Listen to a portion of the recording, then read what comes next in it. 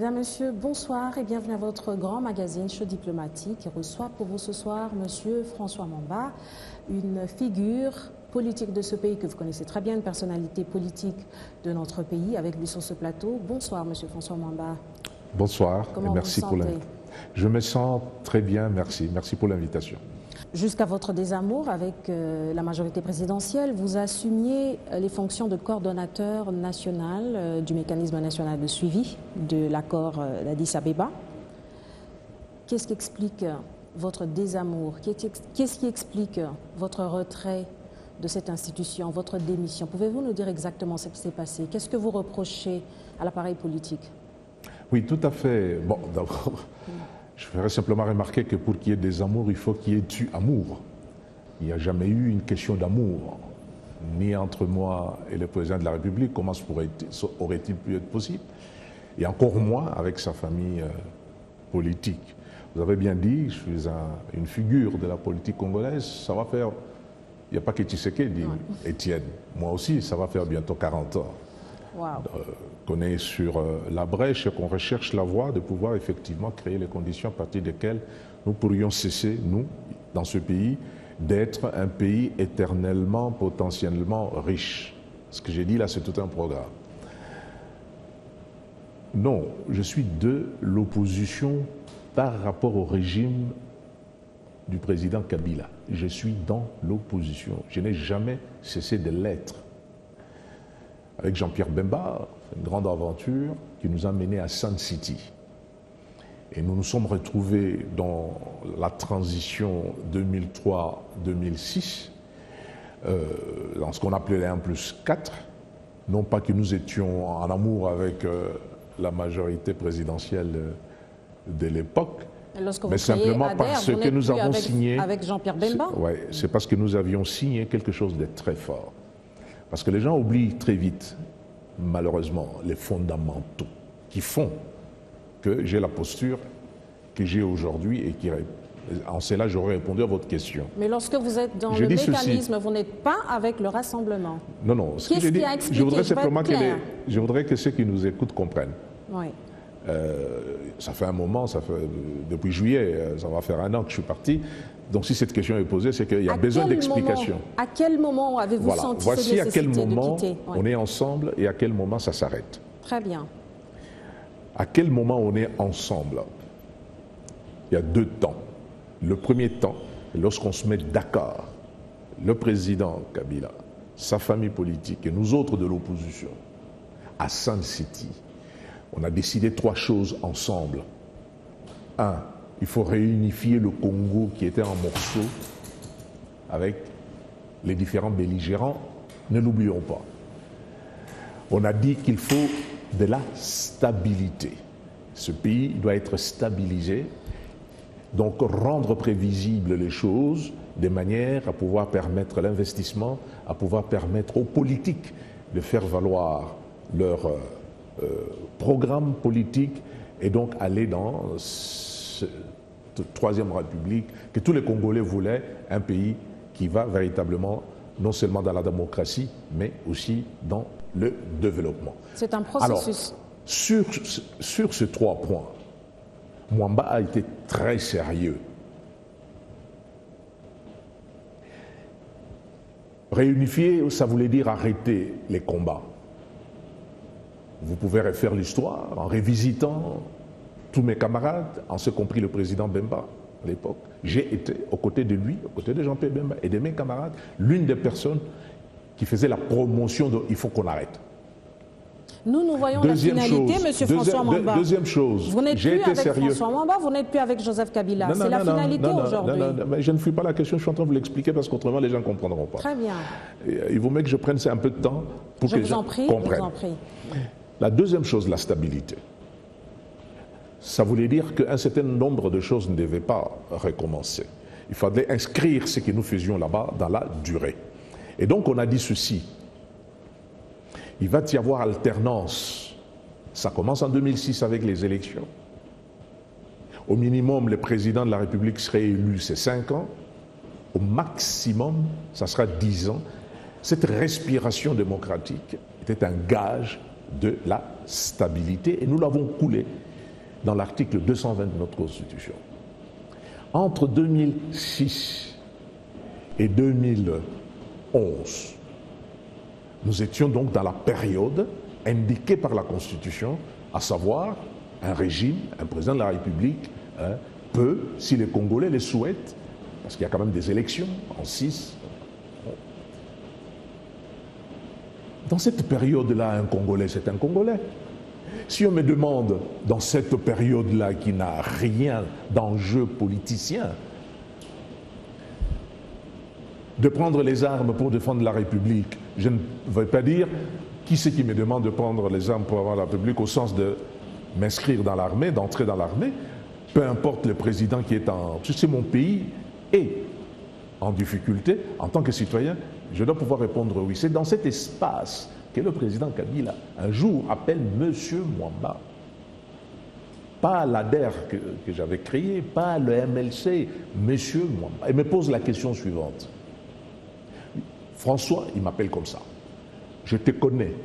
Je connais ton patriotisme. Seulement voilà. Le M23 vient d'entrer. On est attaqué.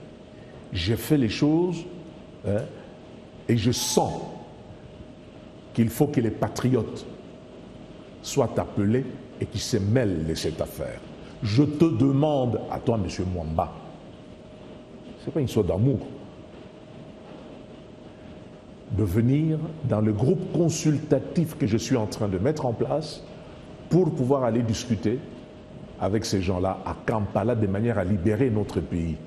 Je ne pouvais pas me dédiner, je n'allais pas commencer à dire donnez-moi la carte du PPRD ou à l'inverse, je n'ai pas la carte de PPRD donc je ne viens pas. Il s'agissait d'une situation très claire, le pays était en danger, on appelait les intelligences pour libérer le Congo.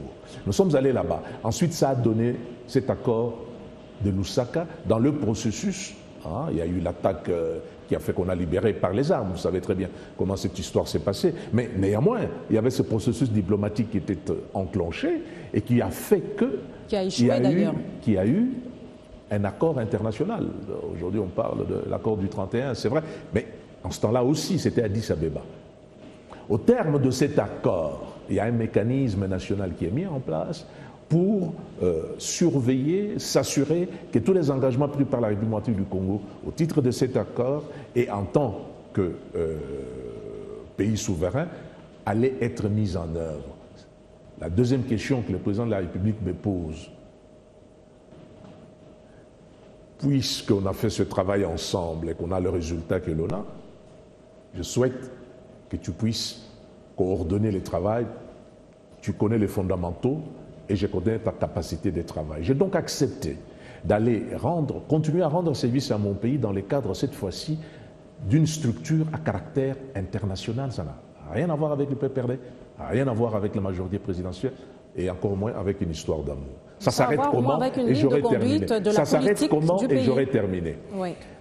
Mais vous savez, en tant que coordonnateur, j'avais, en termes de monitoring et de promotion, à suivre 6 engagements dits engagements nationaux. Vous connaissez cette question, la problématique de l'armée, de la décentralisation, ces questions économiques et tout ça, etc. Mais il y a toujours, parce que le mécanisme est là, et cet engagement n'est pas tombé caduc au jour d'aujourd'hui.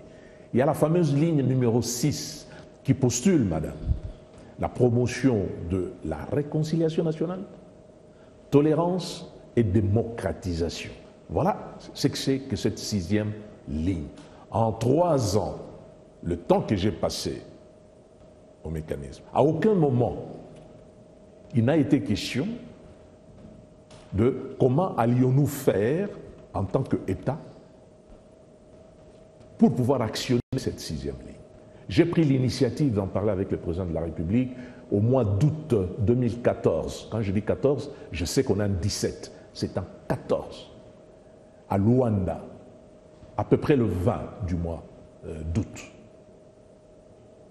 Le président de la République ayant accepté de me recevoir à l'aparté, je lui ai dit qu'il était temps, en 14, de commencer à réfléchir à la manière d'actionner la réconciliation. Donc, qui doit se réconcilier avec qui?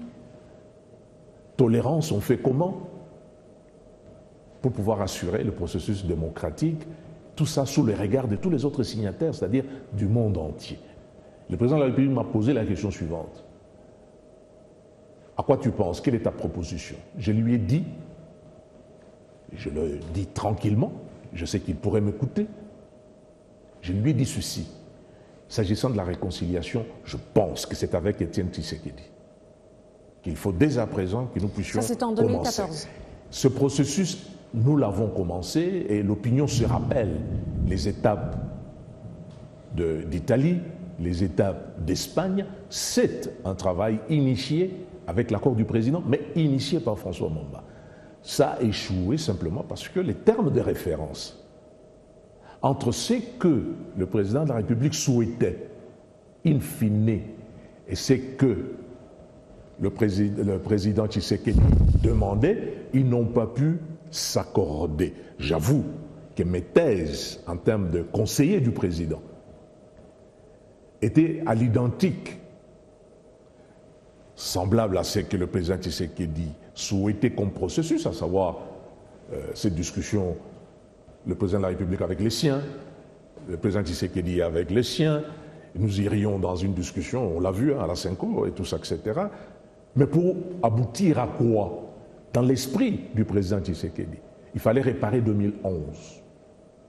Dans l'esprit du président Tshisekedi, il y avait une constitution qui interdisait au président de la République actuelle toute possibilité d'un troisième mandat.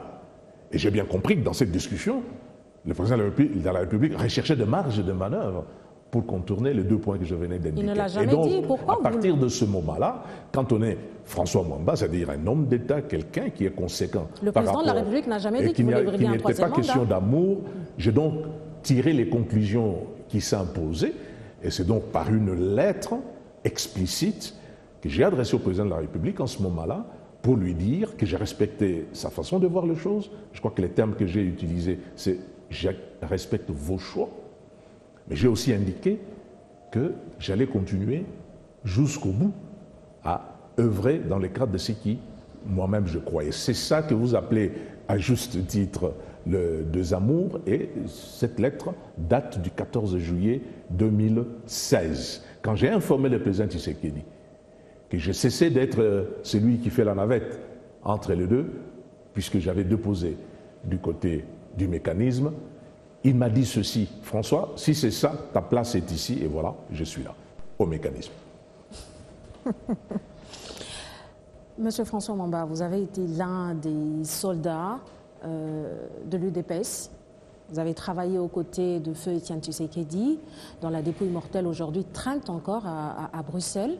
À ce sujet, beaucoup de Congolais se posent la question de savoir. On a l'impression que vous dérogez un peu à la règle de nos cultures bantoues, que l'on enterre ces morts juste après, aussitôt après la messe de Requiem. Quel est votre commentaire à ce sujet-là? On a l'impression que les leaders du rassemblement sont plus préoccupés par des questions politiques de positionnement que sur ces cultures bantoues.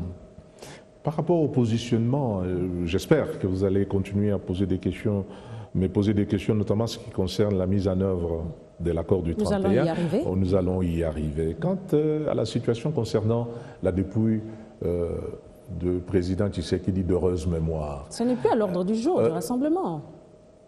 Oh combien! Oh combien, madame! Tshisekedi n'est pas un homme ordinaire. J'allais dire comme vous et moi, en tout cas surtout pas comme moi, vous, je ne sais pas. C'est non seulement une figure, mais une figure emblématique, un symbole, quelque chose qui représente, du point de vue de la nation, en lui-même, Tshisekedi est un message fort. On n'enterre pas Tshisekedi de n'importe quelle manière. Qu'est-ce que vous attendez? Toute sa vie, qu'est-ce qu'il a fait? Et ça lui en a coûté. On s'est compris cette longue maladie dont il a souffert sur la fin et la conséquence d'un certain nombre de souffrances qu'il a eues physiquement au nom de cette lutte pour un état de droit, pour la démocratisation dans notre pays. Mais il y a surtout un dernier acte.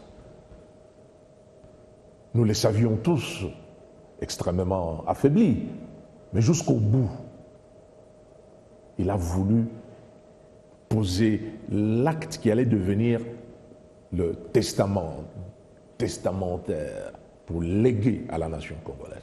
C'est l'accord du 31 janvier et du 31 décembre 2016. Cet accord, pourquoi c'est quelque chose qui est à la fois un grand symbole, et quand tu dis accord, tu dis Tshisekedi, c'est comme si c'était les deux faces d'une même réalité. Vous savez, dans cet accord, vous n'avez pas répondu à ma question, M. François. Je suis en train d'y répondre, ne vous inquiétez pas. On a stoppé toute velléité d'un troisième mandat pour le président sortant. On a dit c'est ça votre clairement, plus grand combat? Ah oui, on a dit clairement. Il y a des questions encore plus difficiles pour la population congolaise que de vous occuper du mandat du président de la République. De la même manière que s'il n'y a pas de paix, il n'y a personne qui va aller au marché. De la même manière que s'il n'y a pas une gouvernance qui soit conforme aux standards internationaux, il n'y a personne qui va se développer, trouver à manger. Je pense aux jeunes qui sont au chômage et tout ça, etc. C'est pourquoi vous comptez au poste de Premier ministre.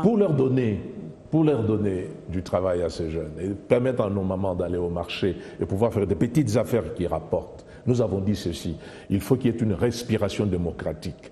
Nous partons des Sun City, c'est pour ça que je parlais des Sun City tout à l'heure. Nous avons dit 10 ans maximum et personne ne peut pas aller plus loin. Faisons-le maintenant. Et donc par conséquent, les 31 décembre, nous avons dit cela. Oui, il faut le faire dans la paix, il faut le faire avec un minimum de sens de responsabilité quant à la vie des gens. Je pense là à des questions de violence et tout ça, etc. C'est pour cela que nous avons le 31 décembre, alors que la majorité de notre population, tout le monde le sait, n'était pas d'accord avec nous pour que le président Kabila puisse rester dans la fonction qu'il occupait déjà depuis 16 ans, c'est ça ?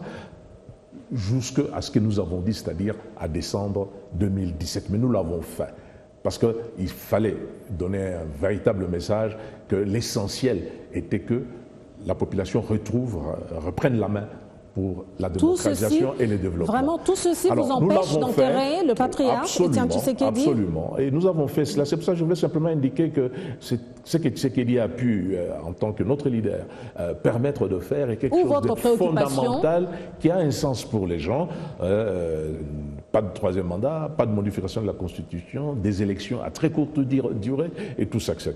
Et puis voilà que Dieu l'appelle avant la mise en œuvre de ça. Ce que nous disons au rassemblement, madame, est très simple.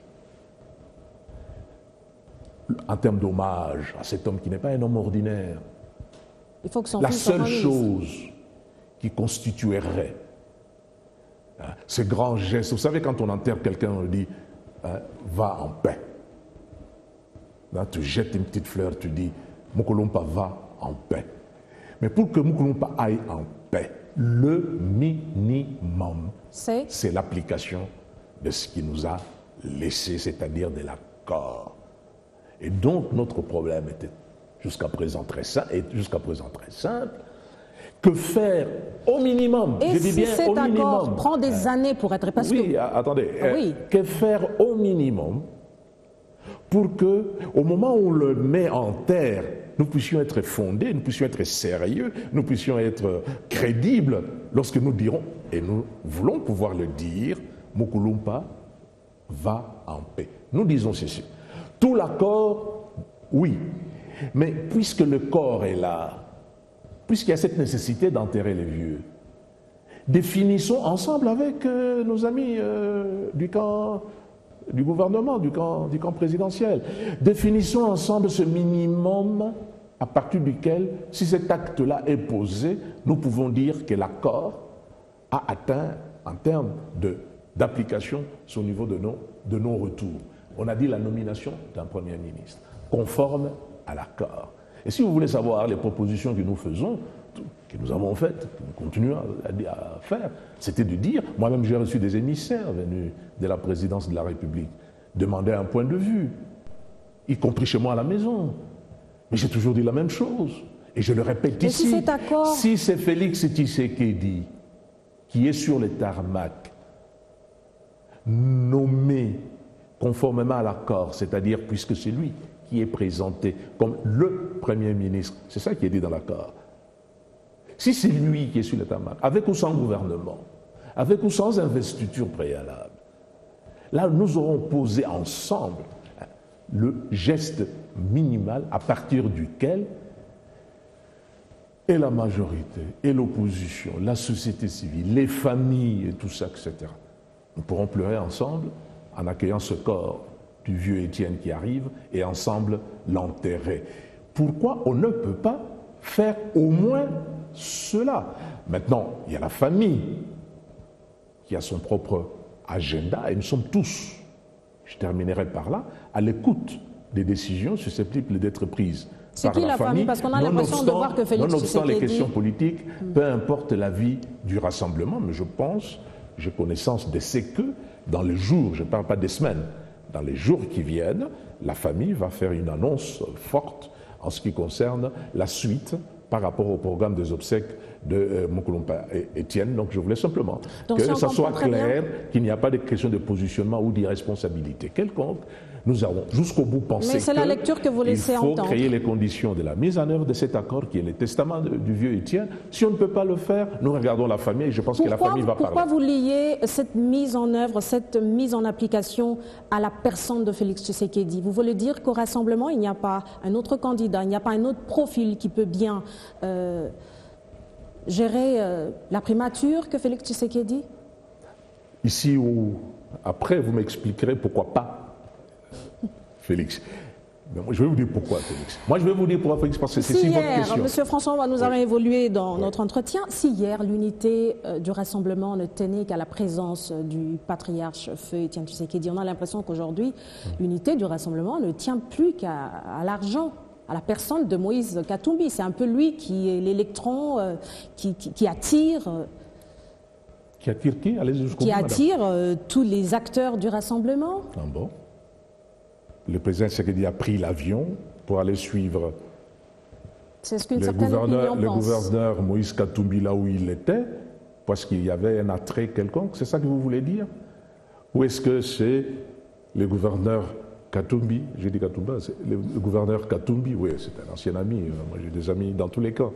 Le gouverneur Katumbi qui avait pris l'avion pour pouvoir aller demander au président Tshisekedi et discuter avec lui pour voir dans quelle mesure, en se mettant ensemble, on pourrait arriver à résoudre le problème fondamental qui est le nôtre et qui est posé par une seule personne, qui est posé par le président Kabila. Non, ce que je vais simplement dire, c'est ceci.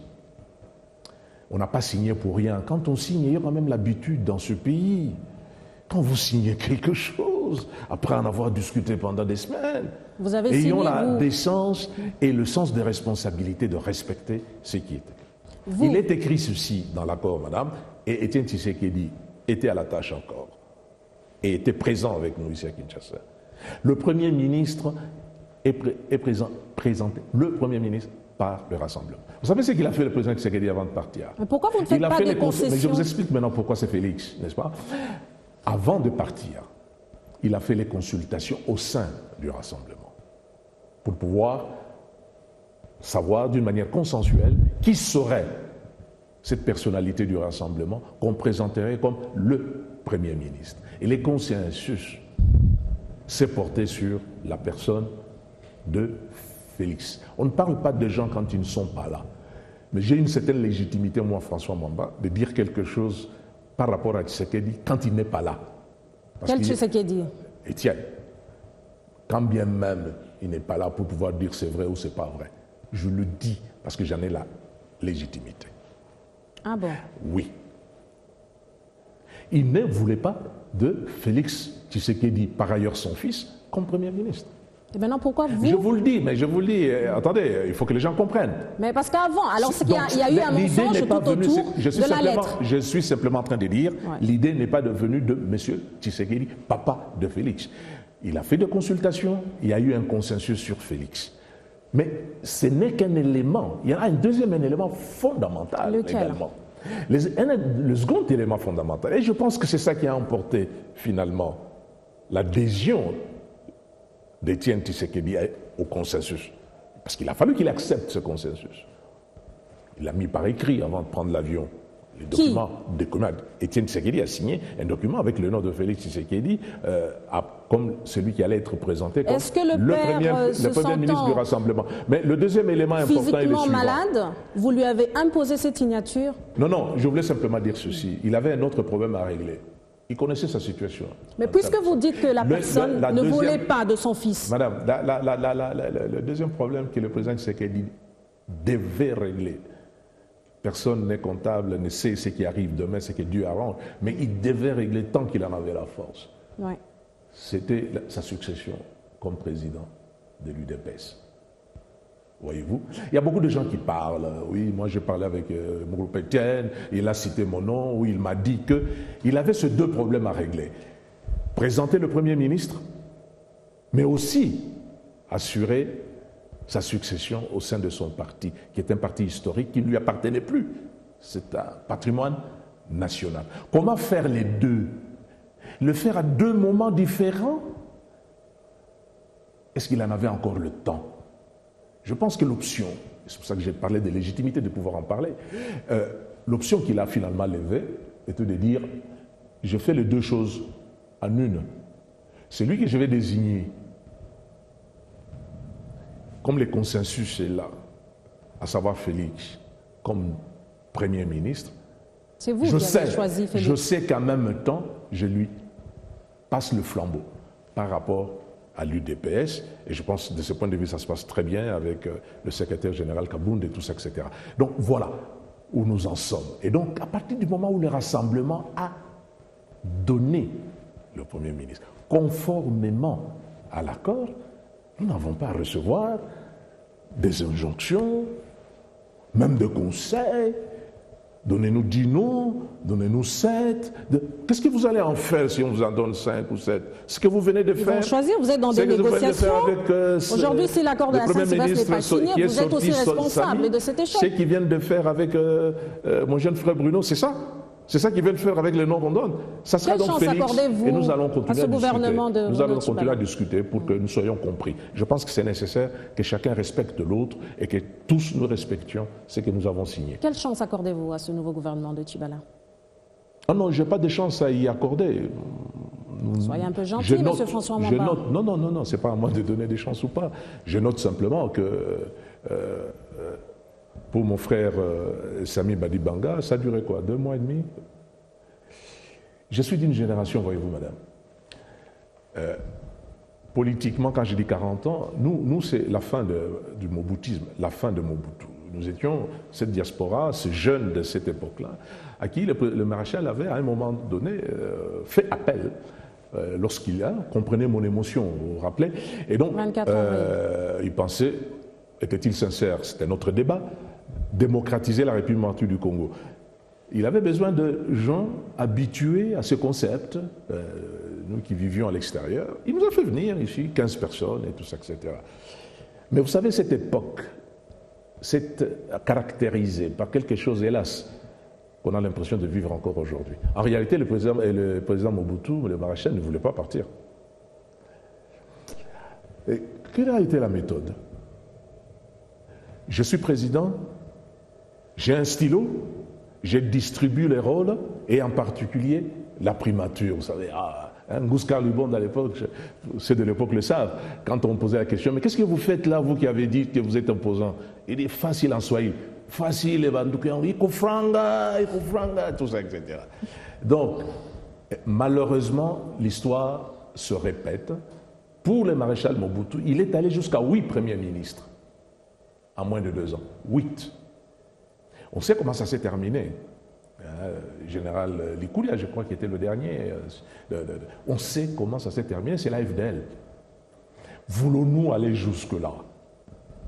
Ce que nous avons fait à Sainte-Cité en disant réunifions, en déposant les armes, est-ce qu'on va encore recommencer? Je pense qu'il faut donner la chance à l'application de l'accord, parce que cet accord redonne la légitimité aux gens qui n'en ont plus, on s'est compris le président de la République. Il n'y a plus aucune institution issue des élections qui soit encore légitime.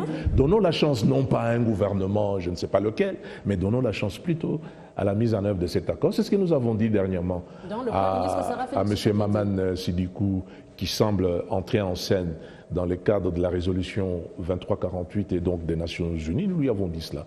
Et donc, donnons la chance à la mise en œuvre de ça. Tout le monde redevient légitime. Nous avons des élections en 2017 et le président Kabila ne peut pas s'y présenter. Et de cette façon-là, nous allons créer les conditions à partir desquelles, à nouveau, nos jeunes, comme au début du système Mobutu d'ailleurs, pourront trouver du travail, pourront aller dans des écoles dignes de ces noms, et nos mamans, la santé et voilà. Donc, ce faisable, hein, et s'il s'agit de chance, c'est la chance à l'accord et non pas de choses qui, à mon sens, comme les 8 premiers ministres de Mobutu, je ne vois pas lequel va rester là et tenir un an. Monsieur François Wamba, les conflits en Afrique ne cessent de se multiplier derrière la pauvreté, l'instabilité politique, l'insécurité et toutes les crises qui s'en suivent. Ce qui ne permet pas un épanouissement, qui ne permet pas également des investissements pour le continent africain. Comment voyez-vous la médiation de l'Union africaine pour régler, aujourd'hui l'Union africaine dans son nouveau format, hein, pour régler, pour la stabilité du continent africain? Je vois surtout la combinaison de plusieurs institutions. L'Union africaine a sa place, nous sommes africains, c'est notre organisation continentale, elle a un rôle à jouer. Et nous souhaitons que ce rôle soit un rôle à la fois constructif et utile pour la République démocratique du Congo. Mais je vois aussi ce rôle, surtout aux côtés des autres structures. Je venais de vous parler des Nations Unies. Je crois que c'est essentiel. Nous sommes tous membres, par ailleurs, africains ou pas, de Nations Unies. Il y a une résolution 2348 dont les termes sont très, très clairs. Il faut que très rapidement soit mis en œuvre cet accord du 31 décembre. C'est ce qui est dit dans la résolution, et l'invitation à tous, y compris à l'opposition, de tout faire pour que cela se mette en place. Alors maintenant, les crises, oui, il y a des crises qui sont crises, et puis il y a des crises qu'on fabrique pour les besoins de la cause. Y a-t-il un problème, par exemple, aujourd'hui au sein du Rassemblement? Il n'y en a pas. Il n'y en a pas. Aucun problème au sein du Rassemblement. Mais à partir du moment où l'adversaire, vous avez remarqué, je n'ai pas dit l'ennemi, où l'adversaire, par calcul, se dit, ces gens-là, ils sont pas mal, mais il faut les affaiblir pour que je puisse avancer. Il va piocher, je ne sais pas comment, ne me pose pas des questions, est-ce que c'est des enveloppes, est-ce que c'est des promesses, peu importe. Ce que nous savons, si on arrive à piocher, c'est que nous savons, qu'il y a un problème, c'est que nous savons, c'est que nous avons identifié trois éléments qui sont utilisés par l'adversaire pour essayer de nous déstructurer, de nous affaiblir. C'est bien entendu la corruption, bien sûr, mais c'est surtout la confusion et la répression. On parlait d'accord, mais l'accord parle aussi de la décrispation politique. Aucune mesure, aucune. On a même l'impression que depuis qu'on parle de décrispation, on crispe davantage. Il y a des gens qui vont encore en prison et tout ça, etc. Et ceux qu'on ne veut pas sortir de la prison. Je m'arrête là. Donc, pour dire quoi? Pour dire que crise, oui, sauf que, et d'aucuns d'ailleurs vous le disent, hein, oui, mais c'est de bonne guerre. Ouais, c'est de la politique. Alors, arrêtons là la confusion. Le rassemblement existe. Le rassemblement n'est pas divisé. Le rassemblement n'est pas une structure auquel des individus adhèrent. Vous parlez de confusion? Alors, c'est une structure qui est un rassemblement, donc un regroupement des plateformes, ce n'est même pas des partis politiques. Il faut que les Congolais sachent que les présidents des partis politiques... Vous commencez toujours comme ça, les partis politiques? Non, mais je vous le dis tranquillement. Ouais. Il faut que les Congolais sachent des plateformes, que si vous êtes... Non, si vous êtes... au finish, Madame, je crois que c'est important, notamment les jeunes qui veulent faire des choses et tout ça, etc. Il y en a qui se disent, moi aussi je vais aller au rassemblement. Sachez que si vous venez avec votre CV, vous ne serez pas reçu. Qu'est-ce qu'il faut? Si vous venez en disant, je suis président d'un parti politique, vous ne serez pas reçu. Ceux qui sont reçus comme membres, ce sont des plateformes, donc plusieurs association, parti politique qui se met, quand tu dis par exemple dynamique, vous voyez ce que c'est, vous voyez G7, vous voyez ce que c'est, si vous dites AR, une seule exception, l'UDPS, qu'on a mis en place en tant que locomotive du rassemblement en tant que tel. Tout le reste, il faut être plateformiste. En d'autres termes, quelqu'un démissionne de son parti. Quel est le problème du rassemblement là-dedans? Dès lors que ce parti est dans un regroupement, et le regroupement, c'est le regroupement qui est membre. Mais vous sautez la plateforme, par exemple dynamique, vous sautez les partis adhérents à la dynamique ou aux dynamiques, vous allez à l'individu et vous dites « Ah, vous voyez, le rassemblement est divisé ». C'est une hérésie, c'est une hérésie. Donc il n'y a pas de crise, il y a quelques individus qui ont fait des choix personnels respectables. Ce sont des Congolais, ils sont dans leur pays, libres à eux, au moment où ils le souhaitent, de poser les actes qui les engagent, qui engagent leur famille et tout ça, etc. Ça n'a strictement rien à voir avec nous.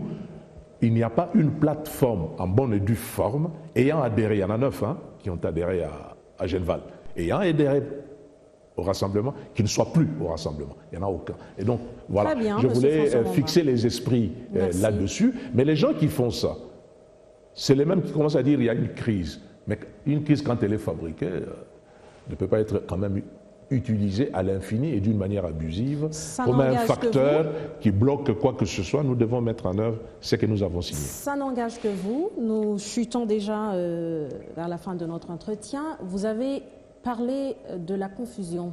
Oui. Lorsque Félix Tshisekedi, dans un tweet, annonce qu'il sera demain, donc le jour prévu de la marche, ensemble avec les partisans pour respecter la marche qui était déjà prévue pour le camp du rassemblement, et que le lendemain, il prend son avion. On a donné le numéro, je ne vais pas entrer dans les détails. Est-ce que là n'est pas un problème de confusion déjà avec votre leader vis-à-vis de ses partisans? Non, non, pas du tout. Ben oui, c'est une confusion parce qu'il dit que je serai là demain avec vous et le lendemain, il n'est pas là. Je dis non, mais en 30 secondes, je peux aussi dire pourquoi c'est non. D'abord, par rapport au déplacement du président Félix Tshisekedi, président du Rassemblement. C'est notre président. Il est en contact notamment avec des chefs d'État. Pour la question qui est qu'est-ce qu'il cherche à travers tous ces balais diplomatiques, des palais présidentiels africains? Oui, mais vous savez... Il ne le faisait pas avant? La SADC est dans nos murs, qu'est-ce qu'ils viennent faire ici et tout ça, etc. Non, voilà. J'indiquais à l'opinion ceci. Oui. À la place où il est, il y a un certain nombre de choses qui s'imposent à lui, notamment en termes de contact. Il avait un rendez-vous de très longue date, fixé avec un chef d'État.